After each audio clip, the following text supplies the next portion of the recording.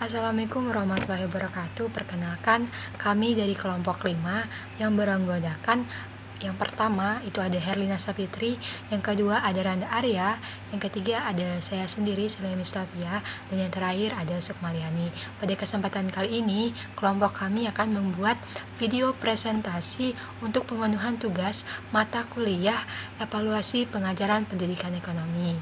Baik, untuk mempersingkat waktu, yang pertama materi kami akan dijelaskan oleh rekan saya. Pengertian pengukuran ranah kognitif. Pengukuran dalam sekolah berkaitan hanya dengan percanderaan atau deskripsi kuantitatif mengenai tingkah laku siswa. Pengukuran tidak melibatkan mengenai baiknya atau nilai tingkah laku yang diukur itu. Seperti halnya tes, pengukuran tidak menentukan siapa yang lulus dan siapa yang tidak lulus. Pengukuran hanya membuahkan data kuantitatif mengenai hal yang diukur. Dalam sistem pendidikan nasional, rumusan tujuan pendidikan, baik tujuan kurikuler maupun tujuan instruksional, menggunakan hasil belajar dari Benjamin Bloom yang membaginya menjadi 3 ranah pengukuran, yakni ranah kognitif, ranah afektif, dan ranah psikomotorik.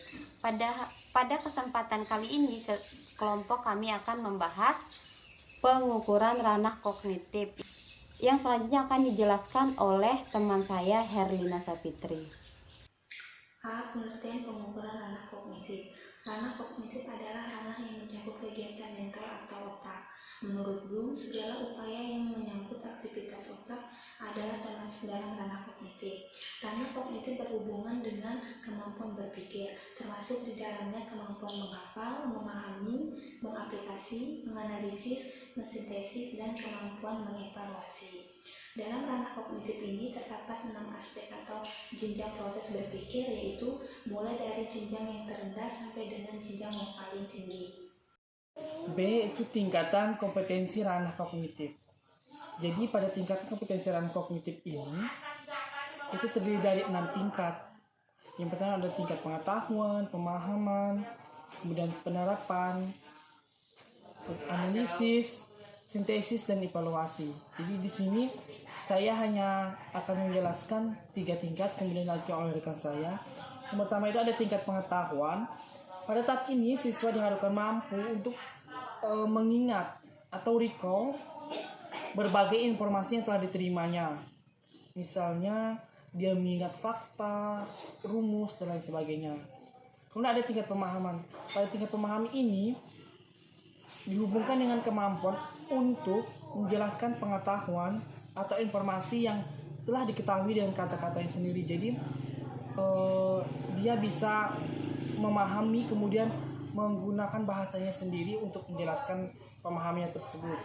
Kemudian ada tingkat penerapan. Pada penerapan ini merupakan kemampuan untuk menggunakan atau menerapkan informasi yang telah dipelajari ke dalam situasi yang baru, serta memecahkan berbagai masalah yang timbul dalam kehidupan sehari-hari. Jadi dalam tingkat penerapan ini, siswa diharapkan mampu untuk menerapkan informasi atau pengetahuannya tentang sesuatu hal, kemudian bisa menerapkannya ke dalam kehidupan sehari-hari seperti itu.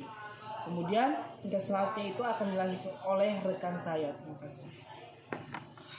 Baik, selanjutnya saya akan melanjutkan penjelasan tentang aspek kognitif yang dijelaskan oleh rekan saya Randa. Nah, selanjutnya itu ada tingkat analisis. Nah, analisis ini merupakan kemampuan mengidentifikasi, memisahkan, dan membedakan komponen-komponen atau elemen suatu fakta, konsep, pendapat, asumsi, hipotesa, sampai kesimpulan.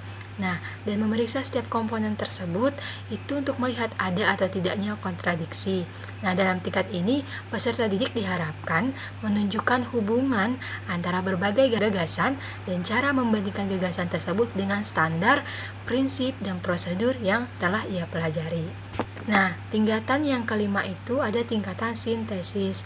Nah, jadi sintesis ini merupakan kemampuan seseorang dalam mengaitkan dan menyatukan berbagai elemen dan unsur pengetahuan yang ada sehingga terbentuk pola baru yang lebih menyeluruh. Dan yang terakhir itu ada tingkatan evaluasi atau evaluation. Nah, evaluasi ini merupakan model tingkatan level tertinggi yang mengharapkan peserta didik mampu membuat penilaian dan juga keputusan tentang suatu nilai, gagasan, metode, dan produk atau benda dengan menggunakan kriteria tertentu. Baik, di sini saya akan menjelaskan poin kelima, tugas kelompok. Tugas kelompok digunakan untuk menilai kemampuan kerja kelompok. Bentuk soal yang digunakan adalah uraian dengan tingkat berpikir yang sangat tinggi, yaitu aplikasi sampai evaluasi.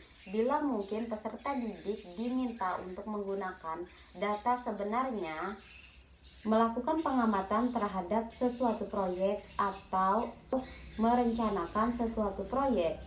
Proyek pada umumnya menggunakan data sesungguhnya dari lapangan.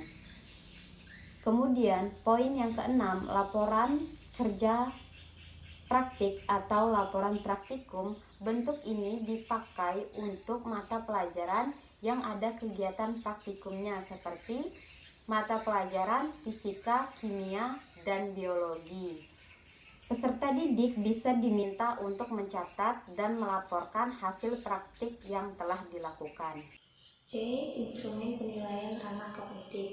Yang pertama yaitu kuis. Untuk kuis ini waktu yang diperlukan relatif singkat, kurang lebih 15 menit, dan hanya menanyakan hal-hal yang prinsip saja, dan bentuk jawaban singkat dengan tingkat berpikir rendah. Yang kedua yaitu pertanyaan lisan di kelas. Materi yang ditanyakan berupa pemahaman terhadap konsep, prinsip, atau teorema. Yang ketiga yaitu ulangan harian. Ulangan harian adalah kegiatan yang dilakukan secara periodik untuk mengukur pencapaian kompetensi peserta didik setelah menyelesaikan satu kompetensi dasar atau lebih. Yang keempat yaitu tugas individu. Tugas individu dapat diberikan setiap minggu dengan bentuk tugas atau soal objektif ataupun non-objektif. Nah, baik, itu tadi merupakan presentasi yang kami lakukan dari kelompok 5. Nah, semoga dengan yang kami presentasikan teman-teman bisa mengerti tentang materi dengan pengukuran ranah kognitif. Nah, nanti apabila teman-teman ada hal yang masih belum mengerti atau ada yang ingin ditanyakan, silakan bisa bertanya di kolom komentar di Google Classroom. Nah, baik, mungkin itu yang bisa kami tampilkan dalam video presentasi ini. Kami memohon maaf apabila ada salah-salah atau kekurangan dalam presentasi yang kami lakukan. Wallahul muwaffiq ila aqwamit thoriq. Assalamualaikum warahmatullahi wabarakatuh.